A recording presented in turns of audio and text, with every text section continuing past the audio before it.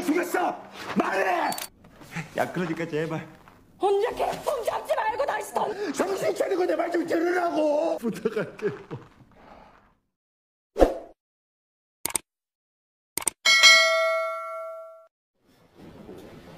Adegan dimulai dengan dikumpulkannya para peserta di tengah-tengah ruangan. Para staf melakukan inspeksi ke masing-masing peserta. Sementara itu, frontman yang menyaksikan di balik layar memerintahkan para staf untuk melanjutkan permainan. Gi-hun yang merasa khawatir dengan keadaan si kakek memberikan jaketnya untuk menutupi celana si kakek yang basah karena mengompol tadi malam.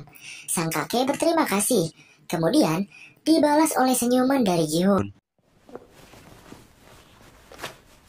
고맙네, 어르신.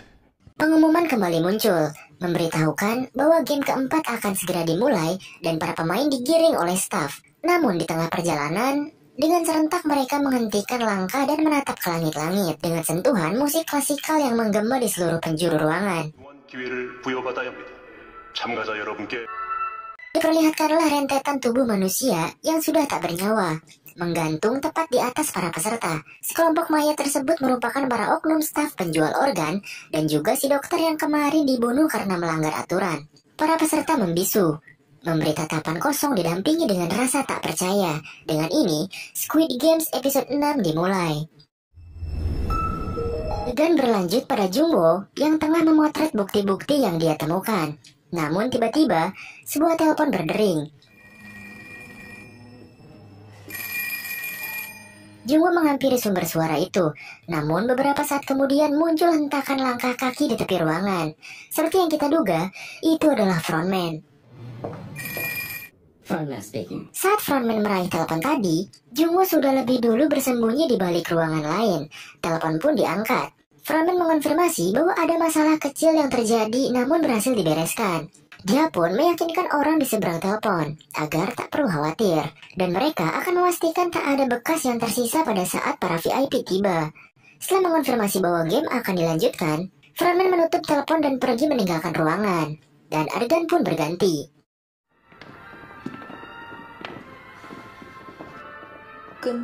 Ryung menghampiri dan mengejek si Jabri karena kematian si dokter. Tentu saja, preman ini merasa kesal. Namun, ia tak bisa melakukan apapun selain mengumpat di belakang wanita yang kini berjalan meninggalkannya. Pengumuman terkait permainan keempat dilanjutkan. Para peserta diberitahu bahwa mereka akan bermain berpasangan di game kali ini. Dan mereka bebas memilih pasangan masing-masing dalam waktu 10 menit. Kembali pada Jungwoo yang sekarang menghampiri telepon dan berusaha menggunakannya dengan menelpon nomor darurat. Namun sayangnya, telepon tersebut tidak berfungsi. Pemilihan pun dimulai. Ryung dengan sigap langsung menghampiri para pria agar berpasangan dengannya. Pertama, dia menghampiri Gi-hun. Namun Gi-hun tak menjawabnya. Dia pun beralih ke Sang-woo sambil menggodanya. Tapi dia pun tak menjawab juga. Ryung yang 2 kali ditolak langsung menatap semua anggota kelompoknya. Dia bersikeras ingin diterima dan berkata bahwa mereka hanya malu untuk bilang ingin bermain dengannya. Omong kosongnya terus berlanjut sampai pada akhirnya dia dipotong oleh Sebyok. Sebyok berkata bahwa tak ada satupun yang mau berpasangan dengan pria dan wanita tua. Sebyok berjalan meninggalkan kelompoknya, dan si gadis bertindik pun menyusulnya.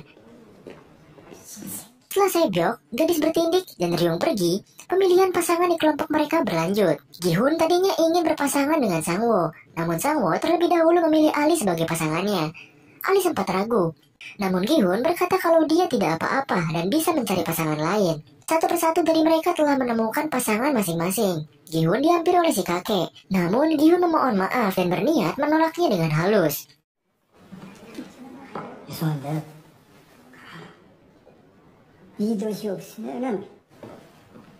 Tetapi bukannya meminta untuk berpasangan, si kakek justru malah memberikan jaketnya agar Gi-hun tidak diremehkan nantinya.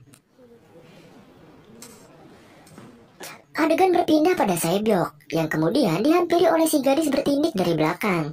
Gadis bertindik menawarkan diri untuk menjadi pasangan Sebyok.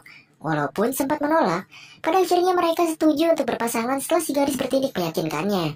Gi-hun berbicara dengan pria yang mengaku sebagai guru matematika.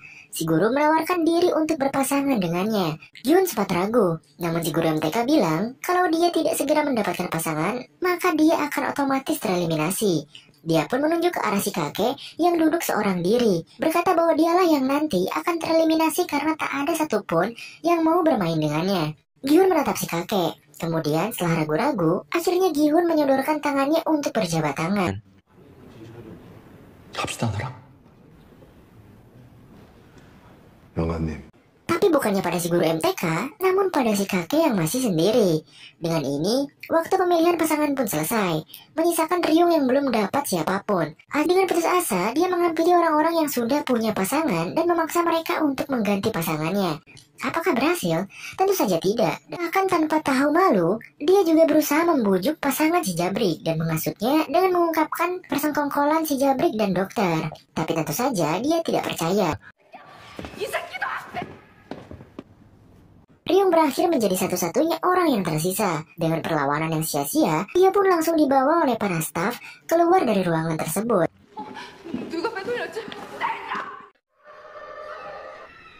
Sekarang adegan beralih ke para peserta yang telah sampai di lokasi permainan keempat yang dibuat mirip seperti komplek perumahan. Partner si Jabrik bertanya apakah yang dikatakan Ryung itu benar. Namun si Jabrik menyangkal omongan tersebut dan berkata bahwa Ryung hanya asal bicara karena putus asa.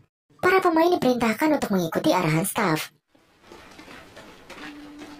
Di tengah perjalanan, Sangwoo menyemangati Ali dan meyakinkan bahwa mereka berdua akan keluar dengan selamat dan kembali pada keluarga mereka. Ali tersenyum optimis dan berkata bahwa dia akan menang kalau bermain bersama Sangwoo. Di sisi lain, si kakek yang berjalan dengan Gihun bilang bahwa komplek ini mirip dengan tempat tinggalnya yang dulu. Gihun menimpali, berkata bahwa dia dulu juga pernah tinggal di lingkungan yang sama. Mereka pun sampai di tujuan masing-masing. Kemudian diberikan sebuah kantong kecil yang berisikan 10 biji kelereng. Gihun bertanya apakah si kakek pernah main kelereng. Si kakek menjawab sambil tersenyum, mengaku bahwa dulu dia cukup mahir dalam memainkannya.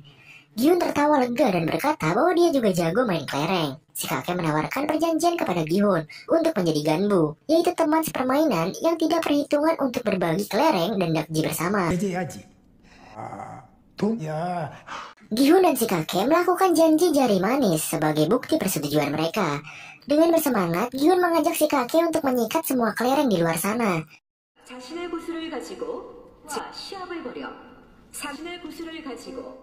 Pengumuman pun berlanjut. Dikatakan bahwa di game kali ini, mereka harus bersaing dengan pasangan masing-masing menggunakan 10 kelereng yang mereka miliki.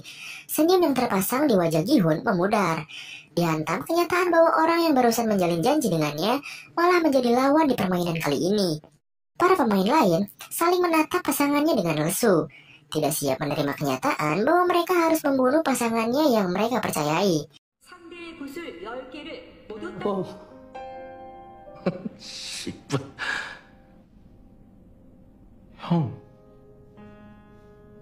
Dan permainan keempat resmi dimulai. Ali masih terlihat ragu dan enggan memulai permainannya. Namun Sangwoo langsung meyakinkan dan memberitahunya cara untuk bermain. Ali berkata kalau dia tidak pernah main kelereng sebelumnya. Di sisi lain, Sebyok dan gadis bertindik duduk diam di sebuah tangga. Sebyok langsung bertanya permainan apa yang akan mereka mainkan. Namun si gadis tindik malah bertanya apakah Sebyok beneran mata-mata dari Korea Utara. Sebyok langsung menepis pertanyaan tersebut. Kemudian si gadis tindik bilang kalau dia juga tidak tahu apa yang harus dimainkan. Sementara di sisi Gihun dan si kakek, bukannya mulai bermain, si kakek malah jalan-jalan keliling komplek. Jadi sekarang mending kita pindah ke Sangwoo dan Ali aja. Mereka memutuskan untuk bermain tebak ganjil genap yang ada di balik tangan lawan masing-masing. Pas ditanya, ternyata Ali juga malah tidak tahu apa itu ganjil genap. Tapi setelah diajari akhirnya dia ngerti juga cuy. Game pun dimulai. Ali mendapat giliran pertama dan memilih ganjil sebagai tebakannya. Namun pada saat kamera bergerak, adegan ternyata berganti pada si Jabrik dan juga bawahannya. Ternyata mereka memainkan game yang sama. Dan kali ini bawahan si Jabrik memimpin pertandingan. Sifat aslinya muncul. Bawahan tersebut jadi angkuh dan mengejek Om Jabrik karena belum menang sekalipun. Kembali pada Sebyok dan gadis bertindik. Si gadis bertindik bilang agar mereka menyelesaikan permainan dalam satu putaran. Si gadis tindik berkata agar Sebyok tidak usah terburu-buru dan ngobrol dulu. Saling berbagi cerita tentang hal yang tak mau mereka katakan pada orang lain. Dan kemudian mereka bisa bermain di menit-menit akhir. Sangwoo dan Ali masih bermain. Namun kali ini, Sangwoo merasa frustasi karena terus-terusan kalah dan kelerengnya sisa sedikit. Ali memohon pada staf untuk mengganti lawan. Namun Sangwoo langsung memotong Ali dengan sedikit emosi. Kembali pada Gi-hun, dia mengadu pada staf, berkata bahwa si kakek sudah terkena demensia dan tidak waras karena malah terus jalan-jalan dan mengabaikannya. Staf tersebut tidak menjawab. Pada akhirnya Gi-hun mulai emosi dan mendorong si kakek ke tembok.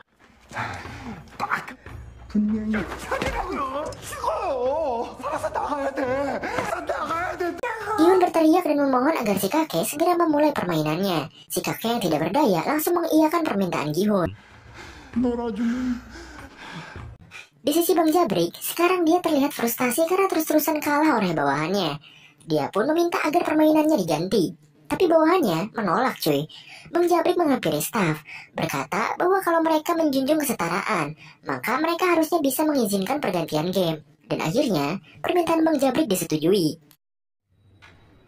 인정합니다. Sekarang kembali ke Sangwoo dan Ali lagi. Namun masih seperti sebelumnya.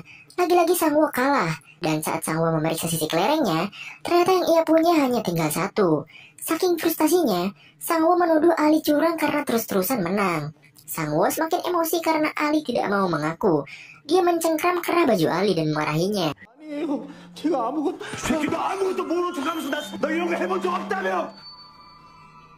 Namun saat Sangwoo masih berteriak, kepalanya ditodong pistol oleh staf. Adegan berpindah ke Sebyok dan gadis bertindik bertanya tentang alasan kenapa Sebyok pindah dari Korea Utara. Sebyok menjawab, dia kira hidupnya bisa lebih baik. Namun saat ditanya, apakah hidupnya sekarang sudah lebih baik, Sebyok membisu.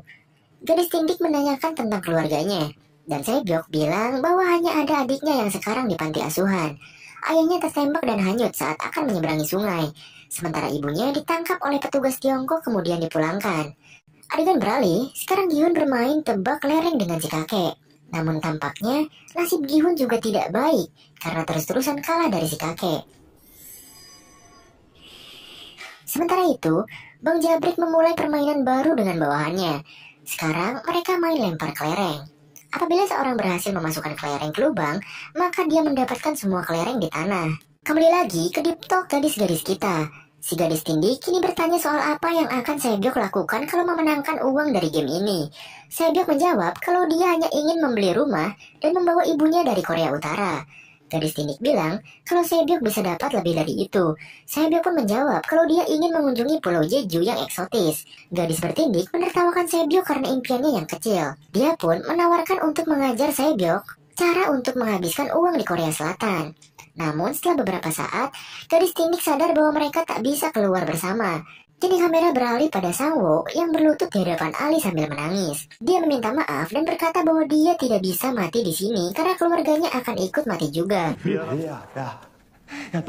너도 내 덕분에 여기까지 와가지만 해도 같이 여기서 나가기로 약속했잖아. 야, 그러니까 Ali juga menangis dan meminta maaf karena dia juga punya keluarga. Karena putus asa, akhirnya Sangwoo membujuk dan menawarkan Ali untuk bekerja sama lagi. Ali yang masih menangis pun berkata, apa rencanamu? 내 말 한 번만 믿고 도와줘. Sekarang kembali pada Gi-hun yang semakin frustasi. Lagi-lagi dia kalah cuy. Staf yang mengawasi berjalan mendekati Gi-hun dan mulai mengambil pistolnya. Tapi Gi-hun dengan panik langsung mengaku kalau dia masih punya satu kelereng yang tersisa. Permainan lempar kelereng antara Bang Jabrik dan bawahannya masih berjalan. Namun kali ini, akhirnya Bang Jabrik berhasil menang dan mengambil kelereng yang ada di tanah.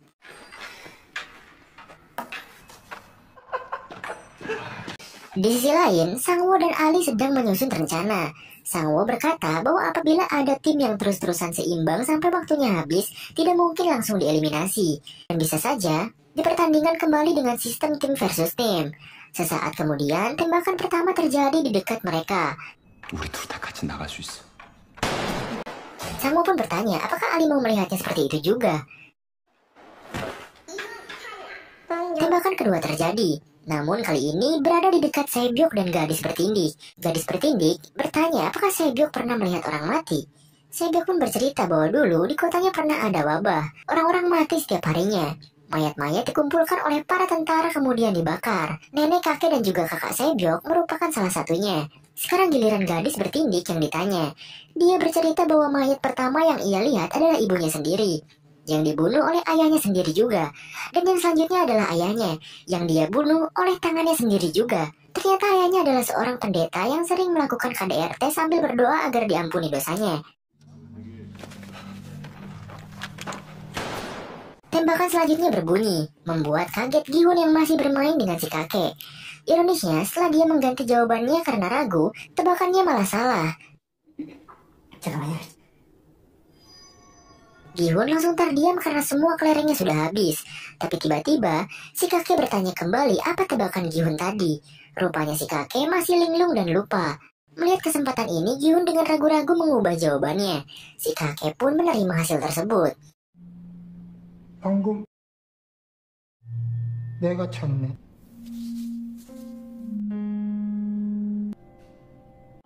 Kembali pada Sangwo dan Ali. Ali masih ragu-ragu dan bertanya apakah mereka akan berhasil. Sangwo meyakinkan Ali untuk kesekian kalinya dan berjanji akan memberikan satu kelereng terakhirnya apabila mereka gagal, agar Ali tidak merasa bersalah atas kematian Sangwo. Ali pun akhirnya setuju dan menanyakan rencananya. Sangwo memberitahu Ali bahwa mereka harus berpencar dan mengamati tim-tim yang tersisa dan mengincar tim dengan anggota paling muda atau yang paling tua.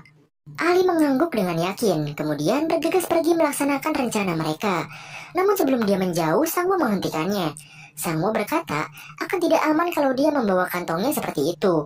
Dia pun menawarkan untuk mengamankan kantong tersebut. Ali percaya pada Sangwo. Dia pun memberikan kantong tersebut padanya. Kemudian, Sangwo tiba-tiba membuka pakaian dan merobek kaosnya. Kembali ke si Jabrik dan bawahannya. Kini kelereng si Jabrik hanya tersisa satu, dan lemparan kali ini menjadi penentu nasibnya nanti. Dia pun mencoba fokus dan melemparkan kelereng tersebut. Namun sayang, kelereng yang ia lempar hanya bisa mencapai tepi lubang. Ternyata, bawahan si Jabrik juga hanya tinggal memiliki satu, dan dia pun melemparkannya. Adegan diperlambat. Dan saat kelereng bawahan Jabrik hampir masuk, tiba-tiba kelereng tersebut berbelok arah karena membentur kerikil di depannya. Dengan ajaib, kelereng tersebut malah menabrak kelereng si Jabrik yang nganggur di tepi lubang hingga jatuh ke dalamnya. Pada akhirnya, si Jabriklah yang menjadi pemenang. Karena tak terima, ia pun berlari kabur dari staf yang hampir menembaknya. Kita semua tahu, kabur dari tempat ini hanya akan berakhir sia-sia. Jadi saat bawahan si Jabrik sampai di depan, dia sudah disambut oleh petugas yang menodongnya dengan senjata api. Tak butuh waktu lama, dia pun ditembak mati setelah mengucap umpatan terakhirnya. Tepat di saat tersebut, dengan cepat Sangwo menukar kantung Ali dengan yang ada di tangannya.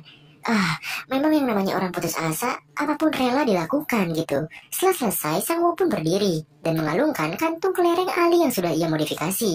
Ali pun pergi, dan adegan kini berganti. Kembali ke Gi-hun dan si kakek. Kali ini Gi-hun mulai memanfaatkan keadaan si kakek yang linglung dan mengubah jawaban si kakek. Si kakek pun malah lanjut percaya dan menyerahkan kelerengnya pada Gi-hun. Adegan berganti lagi menuju Ali. Dia melaksanakan tugas yang diberikan oleh Sangwo. Dia terus berjalan dan mengecek pemain walaupun berkali-kali dikagetkan oleh suara tembakan di sekitarnya. Sementara Sangwo mengambil kembali pakaiannya yang tergeletak di tanah, beserta kantung kelereng yang ia tukar. Gi-hun dan si kakek masih melanjutkan permainan mereka. Namun tampaknya sekarang Gi-hun mulai merasa bersalah. Kembali lagi pada Sangwo. Kini dia memberikan kantung kelereng yang dia tukar tadi kepada staf. Sangwo memberitahu bahwa peraturan permainan ini adalah mendapatkan kelereng lawan dengan permainan apapun tanpa melakukan kekerasan. Dan dia tidak melanggar aturan tersebut. Pada akhirnya, staf menerima kantung tersebut. Dan adegan pun kembali menuju Sae-byuk dan si gadis yang bertindik. Sae-byuk mengajak si gadis tindik untuk memulai permainan seperti yang mereka rencanakan. Gadis tindik menjelaskan permainan yang mereka lakukan adalah lempar kelereng. Dan yang kelerengnya mendarat paling dekat dengan tembok, maka dia yang menang. Kemudian Sae-byuk pun balik menanyakan nama gadis tersebut. Jiong adalah jawabannya. Sae-byuk bertanya siapa yang akan lempar duluan. Jiong pun memilihnya. Si kakek mengecek kantung kelereng miliknya. Namun sayang, kini kantung tersebut kosong tak ada sisa. Kakek berkata apa yang harus dia lakukan. Dia ingin bermain lagi. Dia pun meminta Gi-hun untuk meminjamkannya satu kelereng saja. Namun Gi-hun hanya bisa meminta maaf dan bangkit dari duduknya. Namun tiba-tiba si kakek ternyata masih menyimpan satu kelereng di sakunya. Gi-hun yang heran langsung mengecek isi kantungnya tersebut. Dan ternyata isinya hanya 19 kelereng. Saat dia mengangkat wajahnya, si kakek sudah pergi meninggalkannya. Setelah Sebyok selesai, sekarang giliran Jiong untuk melempar. Namun bukannya melempar, Jiong justru malah menjatuhkan kelerengnya ke tanah dengan sengaja. Sebyok kaget. Kemudian dia mendorong Jiong ke tembok dan bertanya apa maksud dari perbuatannya. Sebyok menyuruh Jiong untuk melempar kembali. Namun Jiong menolak dengan alasan dia masih akan tetap kalah dan ingin kalah dengan cara yang keren. Namun Jiong tetap menolak, berkata bahwa dia sudah tak punya apapun lagi.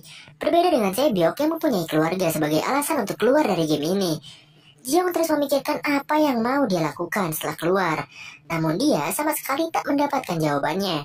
Jiong meminta Sebyok untuk keluar dari tempat ini hidup-hidup. Lalu bertemu ibunya, menjemput adiknya, dan pergi ke Pulau Jeju. Sebyok membisu, air mata mengalir di pipinya. Di sisi lain, Ali kembali lagi ke tempatnya, dan Sangwo berkumpul. Dia memanggil-manggil Sangwo, namun panggilan tersebut tak kunjung terjawab.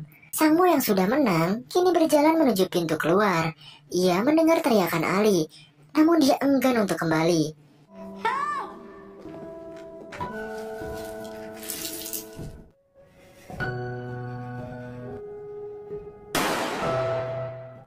Adegan beralih pada Sebyok yang berjalan meninggalkan Jiong.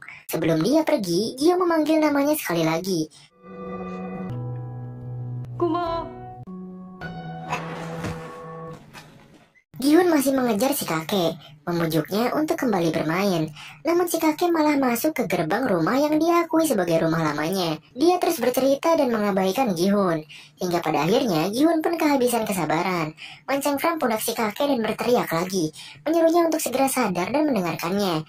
Namun setelah itu, si kakek masih larut dalam ceritanya. Gihun tak punya pilihan lain selain menangis dan memohon. Akhirnya si kakek pun menjawab dan menawarkan untuk bermain sekali lagi dan mempertaruhkan semuanya. Gihun protes dan berkata itu tidak masuk akal. Namun jawaban si kakek membuatnya kaget. Ternyata si kakek sadar kalau Gihun telah membodohi dan mengambil semua kelerengnya. Si kakek meraih tangan Gihun, kemudian memberikan satu kelereng terakhirnya.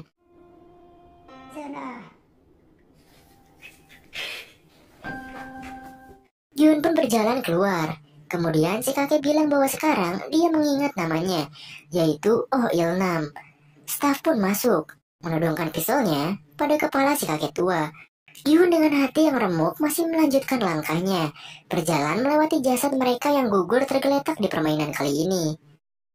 Dan episode ke-6 pun selesai.